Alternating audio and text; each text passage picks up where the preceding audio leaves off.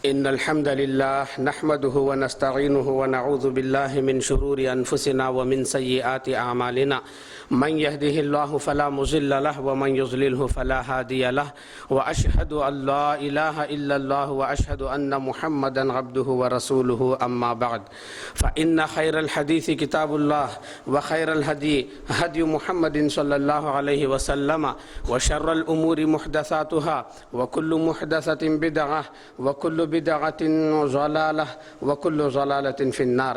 أعوذ بالله من الشيطان الرجيم. بسم الله الرحمن الرحيم.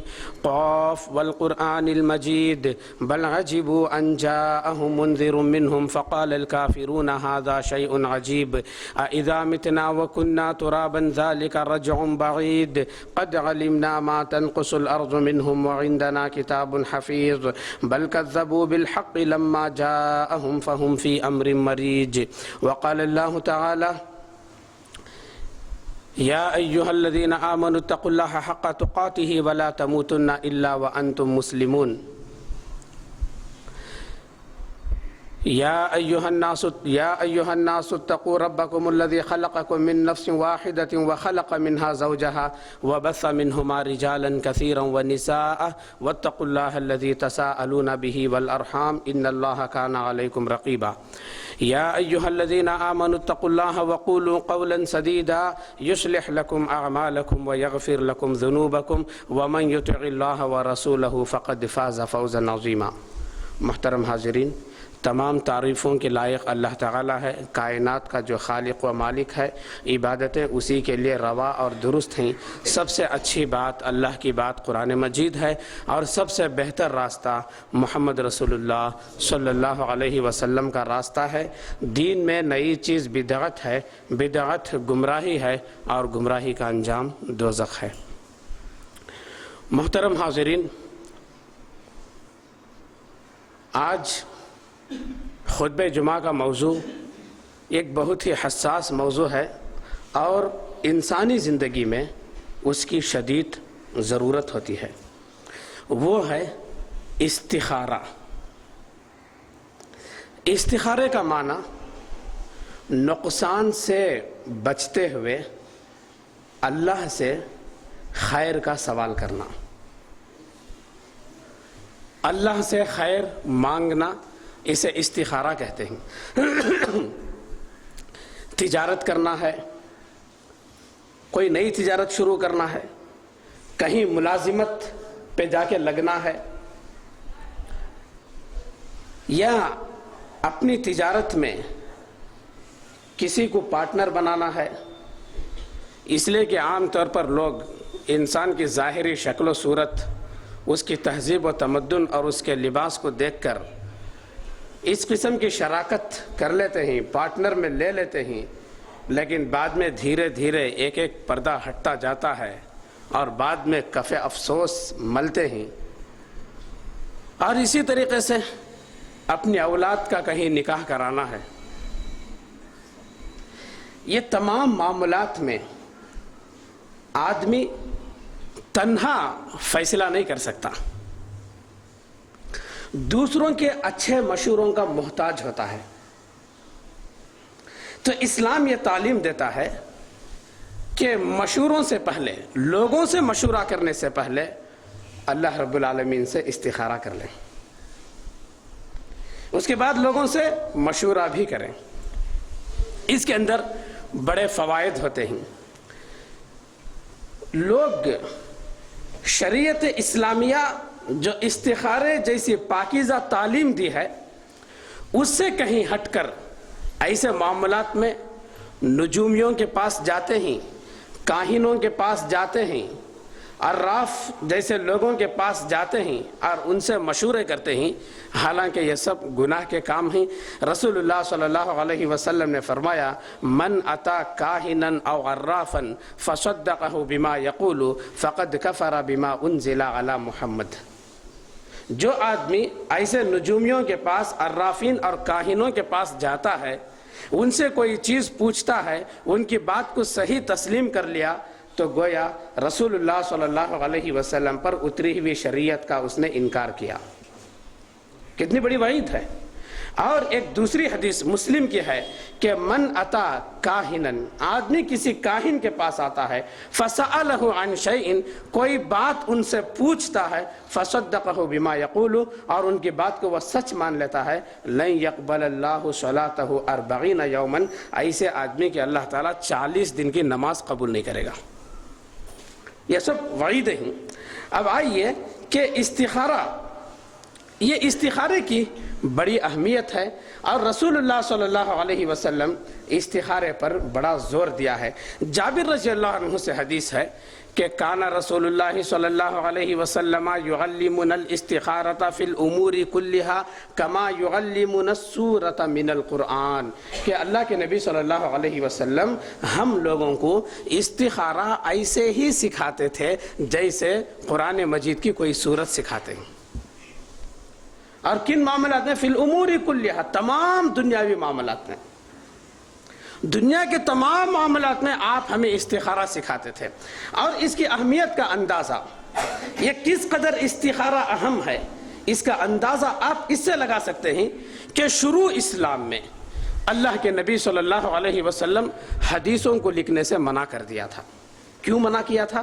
قرآن اور حدیث میں اشتباہ پیدا نہ ہو جائے۔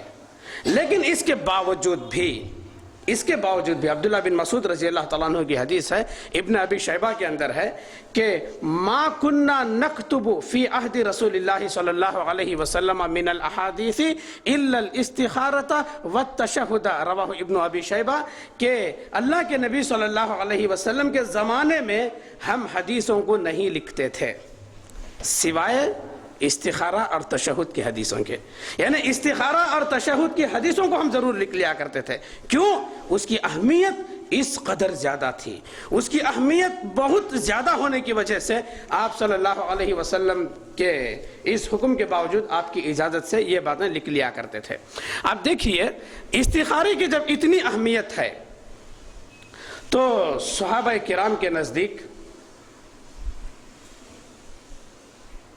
اس کی بڑی اہمیت تھی، اور ہر معاملے میں صحابہ استخارہ کیا کرتے تھے، خواہ معاملہ کتنا واضح کیوں نہ ہو۔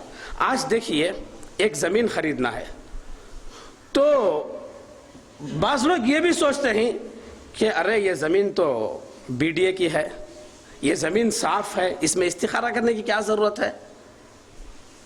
ایک اور جگہ خریدنے ہے، ارے یہاں تو جج خریدے ہیں، لائرز خریدے ہیں، پڑھے لکھے لوگ خریدے ہیں، یہاں استخارے کی کیا ضرورت ہے، یہ کیا اتنے لوگ بغیر تحقیق کے خرید لیے، چلو خرید لیں گے۔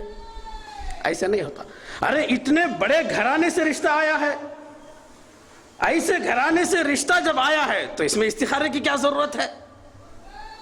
یہ سب ہماری بے وقوفی ہے، اس لیے کہ مسلم کتاب النکاح کی ایک حدیث میں آپ کے سامنے سناؤں گا، اس حدیث سے آپ پتہ لگا سکتے ہیں کہ صحابہ کرام کتنے واضح معاملات میں بھی استخارے کو مقدم رکھتے تھے۔ مسلم کتاب النکاح کی ایک حدیث ہے کہ اللہ کے نبی صلی اللہ علیہ وسلم زینب بنت جحش رضی اللہ تعالیٰ عنہ کا نکاح کس سے کیے تھے؟ زید بن حارثہ رضی اللہ تعالیٰ عنہ سے کیے تھے۔ دونوں میں نباہ نہیں ہو سکا، انبن بہت چلتی رہی، آخر کار زید رضی اللہ تعالیٰ عنہ نے زینب بنت جحش رضی اللہ تعالیٰ عنہ کو خلا دے دیا، طلاق دے دی۔ طلاق دینے کے بعد کے معاملہ، اس کے بعد کیا ہوا؟ مسلم کتاب النکاح کے اندر دیکھیے، لما انقضت عدت زینبہ، جب زینب رضی اللہ عنہا کی عدت مکمل ہوئی، ختم ہو گئی، قال رسول اللہ صلی اللہ علیہ وسلم لزید فاذکرها علی، رسول اللہ صلی اللہ علیہ وسلم زید رضی اللہ عنہ سے کہا کہ تم زینب رضی اللہ تعالیٰ عنہ کے پاس جا کر میرے نکاح کا پیغام ان کو پہنچاؤ۔ قال، راوی حدیث فرماتے ہیں، فانطلق زید حتی اتاہا، زید رضی اللہ تعالیٰ عنہ نکلے یہاں تک کہ زینب بنت جحش رضی اللہ تعالیٰ عنہ کے پاس آئے، وہی تخمر عجینا، اس وقت وہ آٹے کا خمیر بنا رہی تھیں۔ تو زید رضی اللہ تعالیٰ عنہ آ کر اللہ کے نبی صلی اللہ علیہ وسلم کے نکاح کا پیغام دیے۔ کہ آپ صلی اللہ علیہ وسلم آپ کے پاس اپنے نکاح کا پیغام بھیجے ہیں. اب اللہ کے نبی صلی اللہ علیہ وسلم افضل البشر ہیں, آپ سید الانبیاء ہیں, اور آپ اخلاق کے پیکر ہیں, آپ اخلاق کا مجسمہ ہیں. آپ کے اخلاق کے تعلق سے قرآن مجید گواہی دیتا ہے وَإِنَّكَ لَعَلَىٰ خُلُقٍ عَظِيمٍ, آپ اخلاق عظیمہ پر ہیں. یہ قرآن مجید کے بات کرنے کا ایک اسلوب ہے کہ اخلاق عظیمہ کے اوپر آپ ہیں, لام استعلاء کے لیے ہے. آپ ایسے اخلاق کے آدمی, آپ ایک نبی. لیکن زینب رضی اللہ تعالیٰ عنہ نے کیا کہا؟ ہاں اتنی بڑی جگہ سے مجھے پیغام آیا ہے, میں تیار ہوں, ایسے نہیں کہا. انہوں نے کیا کہا؟ ما انا بصانعۃ شیئا حتی اوامر ربی, میں اس وقت تک کوئی جواب نہیں دوں گی جب تک کہ میں اپنے رب سے استخارہ نہ کر لوں. سمجھ میں آئی بات؟ معاملہ کتنا واضح کیوں نہ ہو, صحابہ کے اندر استخارے کی اہمیت اپنی جگہ پر تھی. فقامت الی مسجدہا, اتنا بولنے کے بعد اپنے گھر میں جہاں نماز پڑھنے کی ان کی جگہ تھی وہاں پر وہ فقامت الی مسجدہا, نماز کے لیے اس جگہ پر وہ کھڑی ہو گئی. وَنَزَلَ الْقُرْآنِ, وحی نازل ہوئی کہ تم استخارہ کرنے کے لیے کھڑی ہو, ہم نے تمہارا نکاح کر دیا. تو اللہ کے نبی صلی اللہ علیہ وسلم بغیر اجازت کے اس کے بعد گھر میں داخل ہو گئے. کیوں؟ نکاح ہو گیا تھا آپ کا.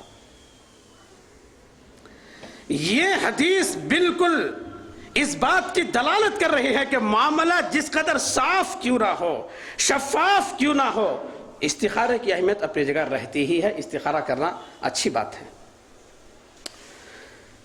اور اسی طریقے سے دیکھیے, اللہ کے نبی صلی اللہ علیہ وسلم کی وفات ہوئی.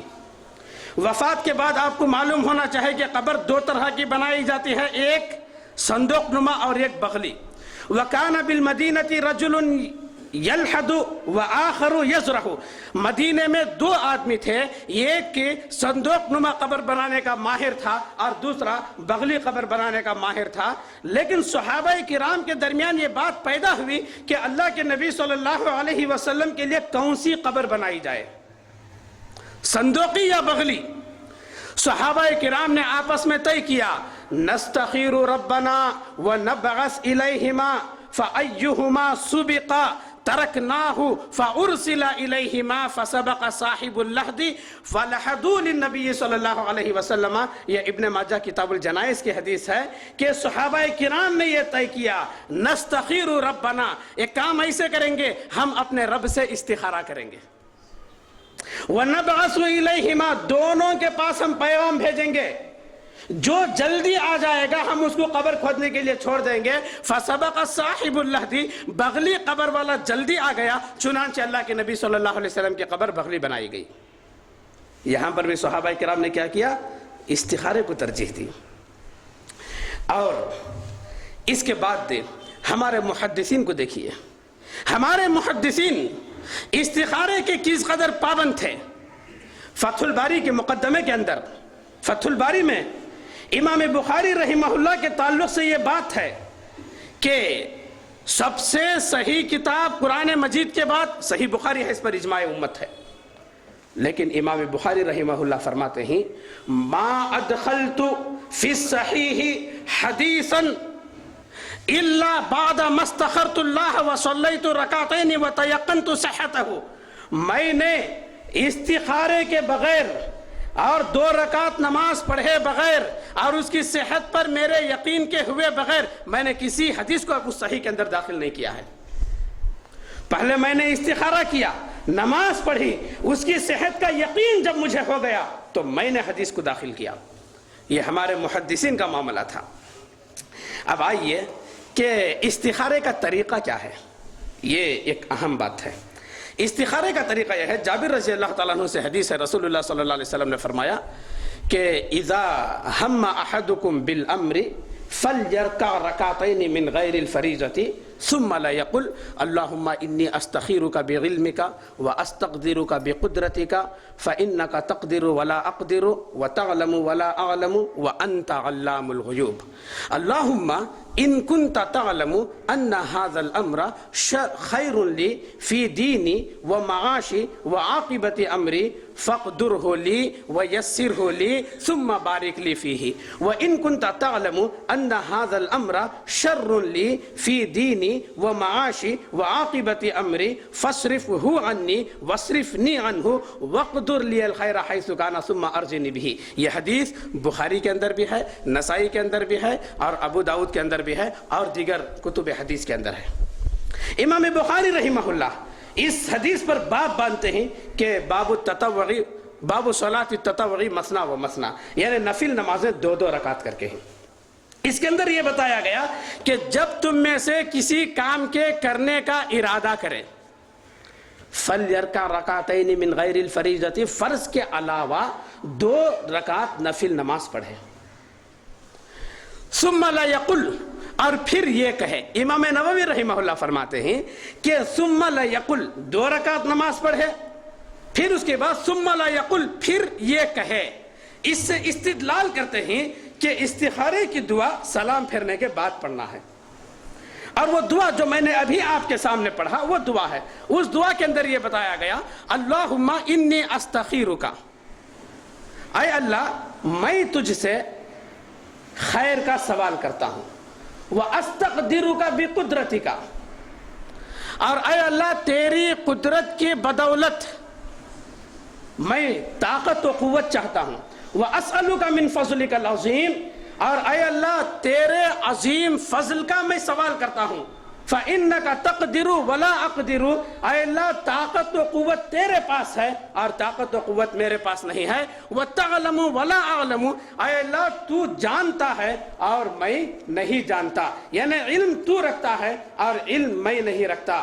اللہم ان کنت تعلم ان هذا الامر خیر لی، اے میرے پروردگار اگر تجھے معلوم ہے کہ میں یہ جو کام کرنے جا رہا ہوں، میں جو یہ نئی تجارت شروع کرنے جا رہا ہوں، میں یہ جو سواری خریدنے جا رہا ہوں، میں یہ گھر جو بنانے جا رہا ہوں یا گھر جو خرید رہا ہوں، جو بھی ہمارا معاملہ ہے میرے لیے بہتر ہے میرے دین کے اعتبار سے اور میری دنیا کے اعتبار سے اور میری آخرت کے انجام کے اعتبار سے، فَقْدُرْهُ لِي، تو وہ میرا مقدر کر دے. وَيَسِّرْهُ لِي، اور اس کام کے کرنے میں تو مجھے آسانیاں عطا فرما. ثُمَّ بَارِكْ لِي فِيهِ، اور اس کے اندر تو میرے لیے برکت عطا فرما. وَإِن كُنْتَ تَعْلَمُ، اور اگر اس کام میں میرے لیے خیر نہیں ہے، میرے لیے نقصان ہے، میرے دین کے اعتبار سے ہو، میری دنیا کے اعتبار سے ہو، میرے اخروی انجام کے اعتبار سے ہو، فَاصْرِفْهُ عَنِّي، وہ کام کو میرے سے دور کر دے. وَاصْرِفْنِي عَنْهُ، اور مجھے وہ کام سے دور کر دے. وَاقْدُرْ لِيَ الْخَيْرَ حَيْثُ كَانَ، اور اس سے بہتر کام جہاں کہیں بھی ہے وہ تو مجھے عطا فرما. ثُمَّ أَرْزِنِي بِهِ، اور پھر تو مجھے اس سے خوش کر دے. یہ اس کا معنی ہے. دیکھیے ابھی استخارے کی دعا میں نے آپ کے سامنے پڑھ کر سنایا، اس کے اندر ایک حکمت ہے. وہ حکمت یہ ہے کہ شروع میں، خطبے کے شروع میں نے ایک حدیث آپ کے سامنے پڑھی، جابر رضی اللہ تعالیٰ عنہ سے مروی. کان رسول اللہ صلی اللہ علیہ وسلم یعلمنا الاستخارۃ فی الامور کلھا کما یعلمنا السورۃ من القرآن. اللہ کے نبی صلی اللہ علیہ وسلم ہمیں استخارہ ایسے ہی سکھاتے تھے جیسے قرآن مجید کی کوئی سورت سکھاتے تھے. تو استخارے کی دعا کو قرآن مجید کی سورت سے تشبیہ دینے کی حکمت کیا ہے؟ قرآن مجید کے سورے سے ملانے کے اندر حکمت کیا ہے؟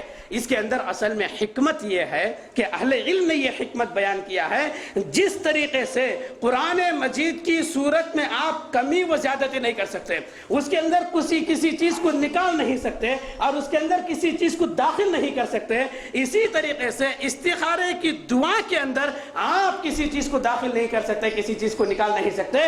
اس کی ایک اہمیت اپنی جگہ پر ہے، اس لیے اس کو قرآن مجید کی صورت سے تشبیہ دی گئی.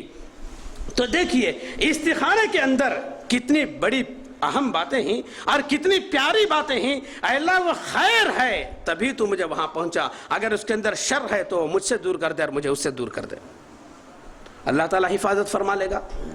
آج کتنے معاملات ایسے ہوتے ہیں استخارے کی کوئی اہمیت ہمارے اندر نہیں ہے اور دھڑالے سے وہ کام ہم کر بیٹھتے ہیں، نتیجہ یہ نکلتا ہے کہ بعد میں کافی افسوس ملتے ہیں. بعد میں افسوس کرنے سے کیا فائدہ جب اتنی اچھی چیز اللہ کے نبی صلی اللہ علیہ وسلم بتائے ہیں۔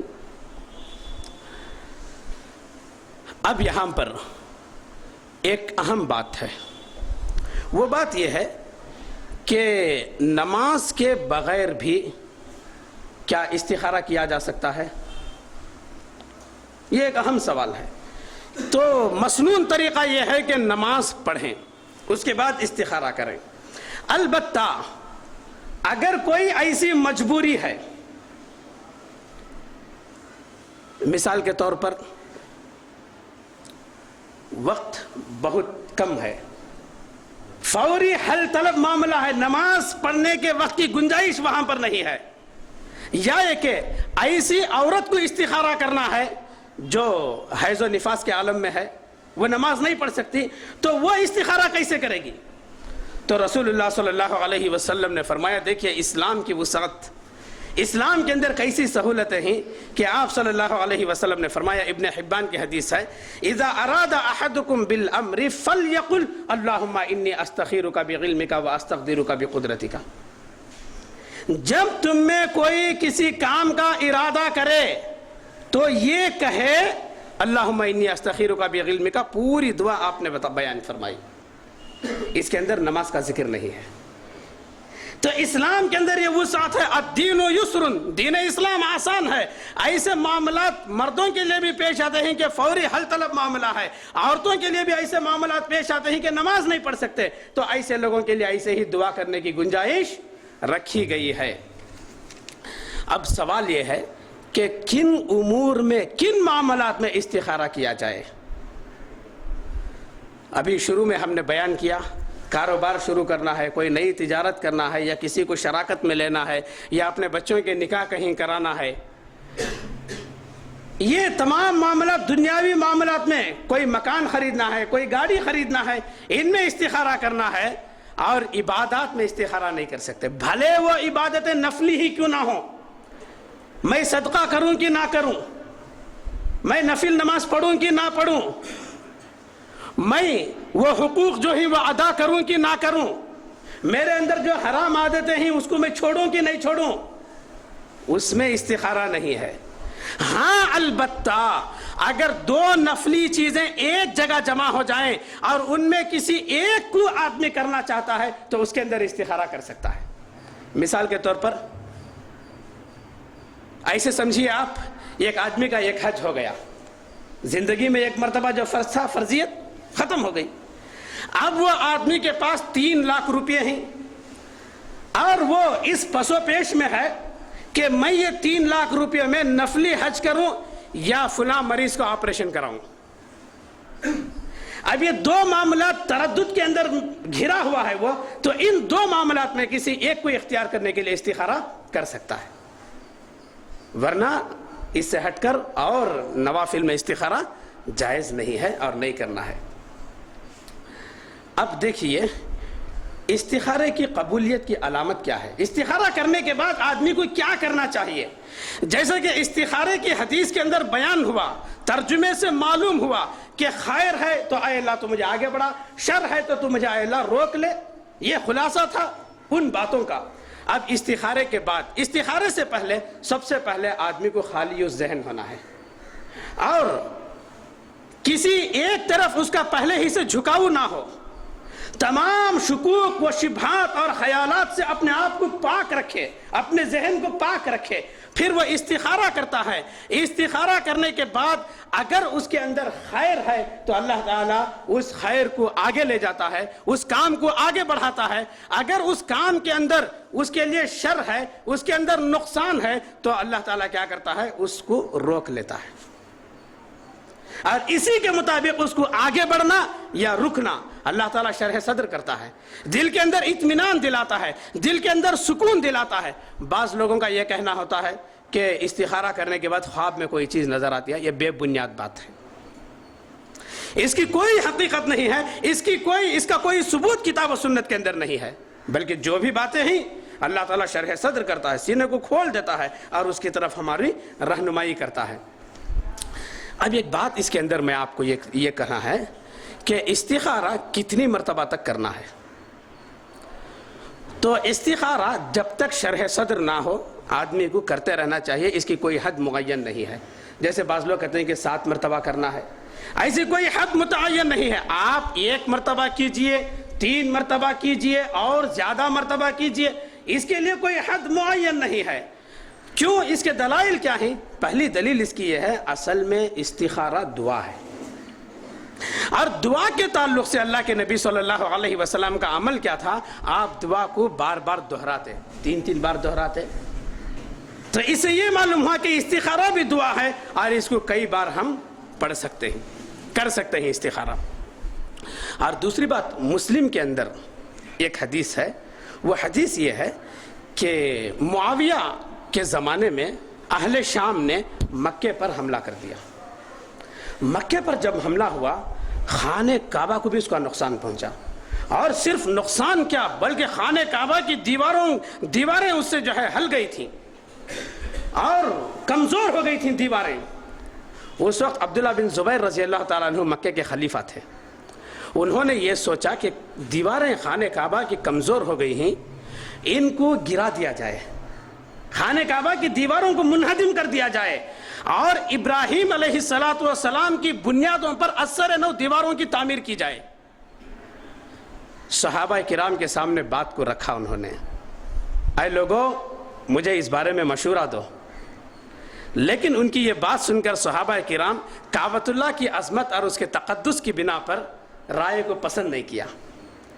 تو عبداللہ بن زبیر رضی اللہ عنہ نے کہا، اچھا بتاؤ، اگر تم میں کسی کا گھر جل جاتا یا تم میں کسی کے گھر کو اس طریقے کا دھکا لگتا، اس کی دیواریں کمزور ہو جاتی، تو کیا تم اس کو بنانے کا ارادہ نہیں کرتے؟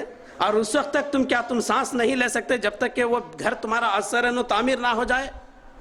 جب اپنے گھروں کا یہ معاملہ ہے تو اللہ کے گھر کی تعمیر میں پسو پیش کیوں؟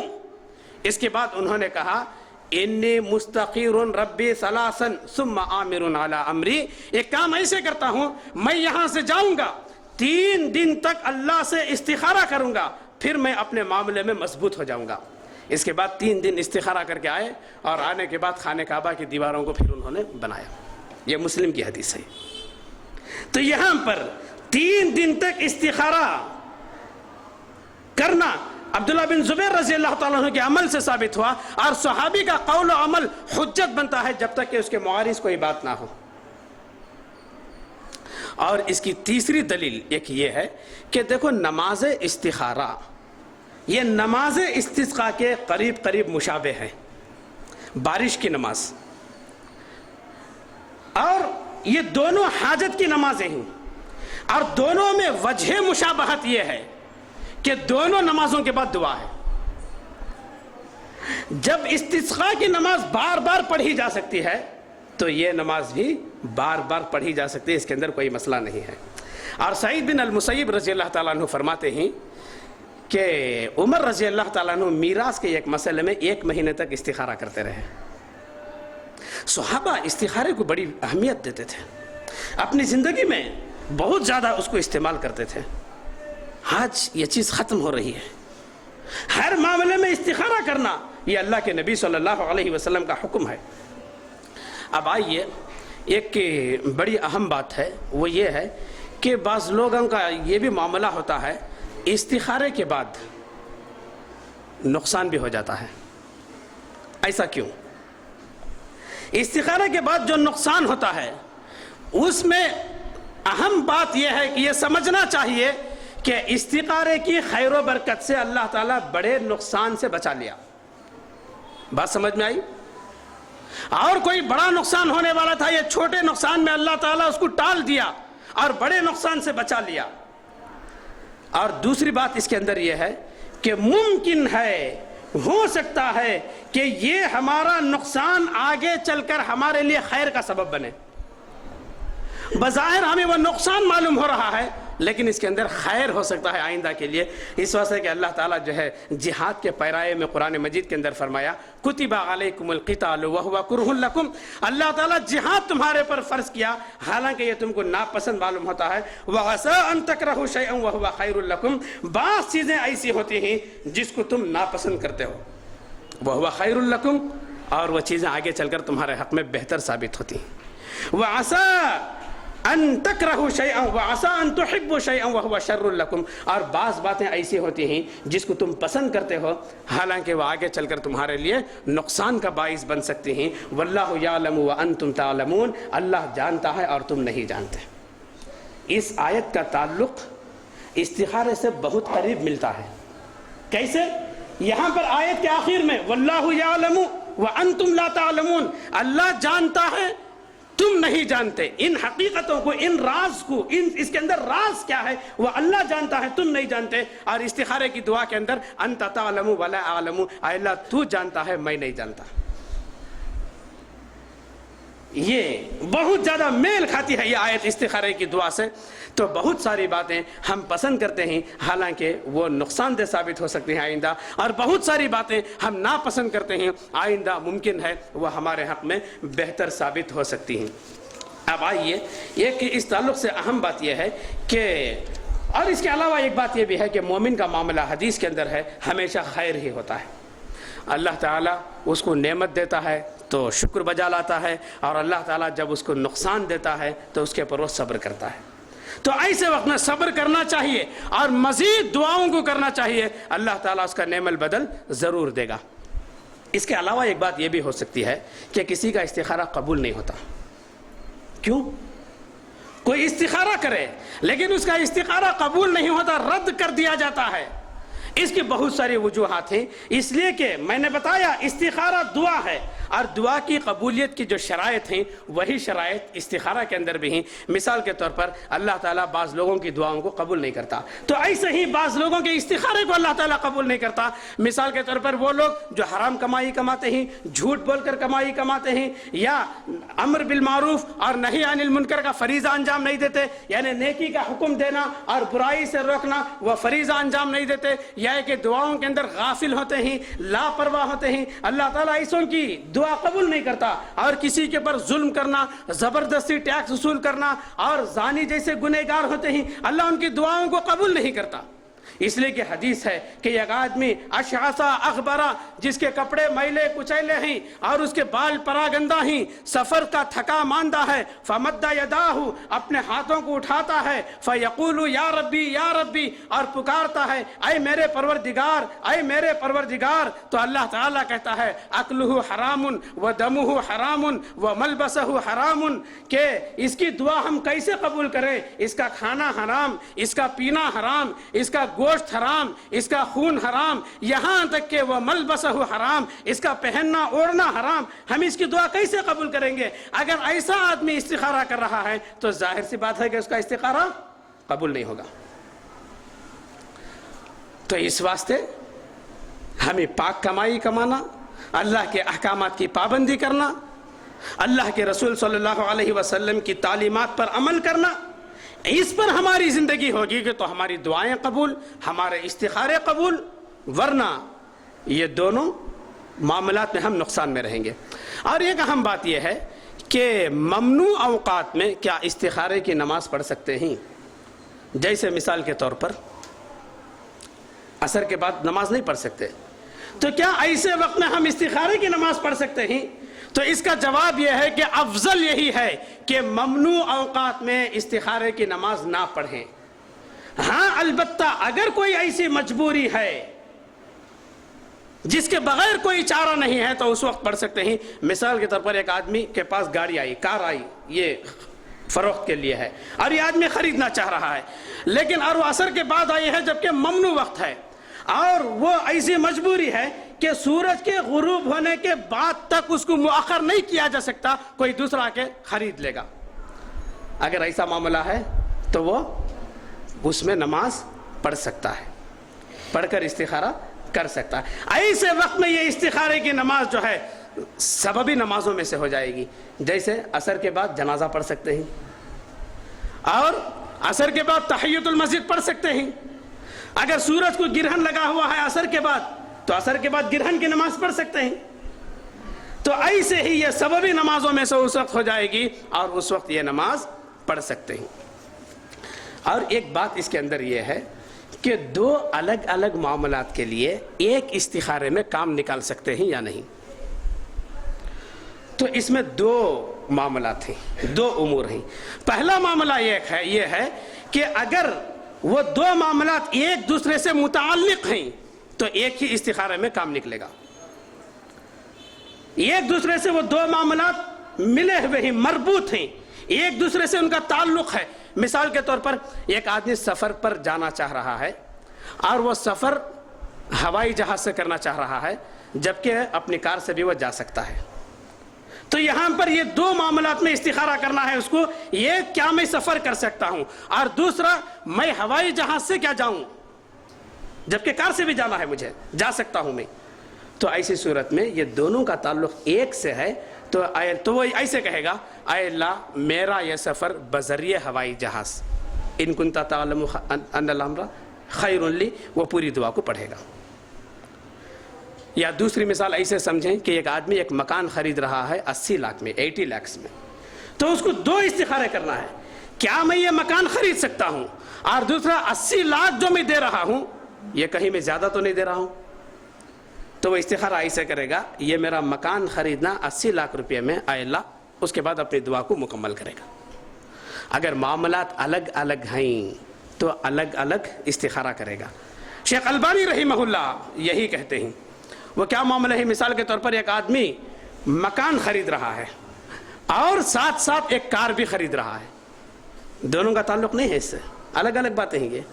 تو اس واسطے مکان خریدنے کے لیے استخارہ الگ کرے گا، کار خریدنے کے لیے استخارہ الگ کرے گا، اس لیے کہ رسول اللہ صلی اللہ علیہ وسلم کا حکم کیا ہے؟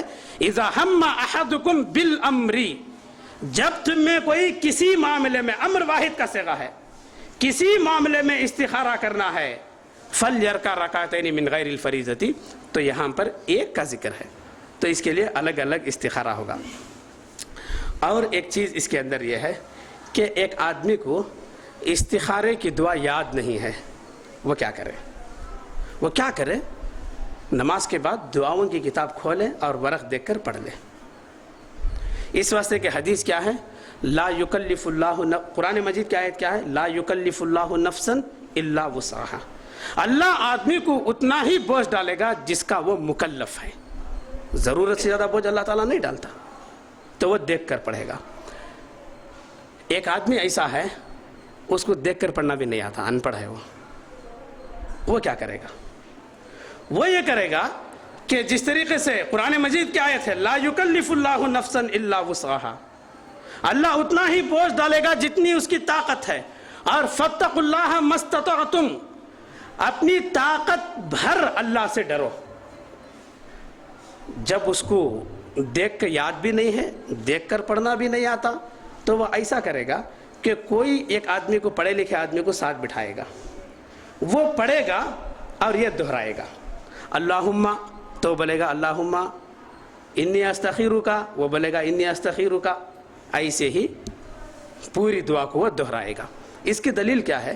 اس کی دلیل باب الترجیح فی الاذان کے اندر حدیث کے کتابوں میں ہے کہ ابو محذورہ رضی اللہ تعالیٰ عنہ اپنے قبول اسلام کا واقعہ بیان کرتے ہیں کہ اللہ کے نبی صلی اللہ علیہ وسلم مجھے بلائے، روایت کافی طویل ہے، میں محل شاہد بیان کر رہا ہوں، مجھے بلائے اور بلا کر مجھے سامنے کھڑائے، بولے کہ کھڑو، میں کھڑا، اور مجھ سے کہا اذان دو، مجھے اذان دینا نہیں آتا۔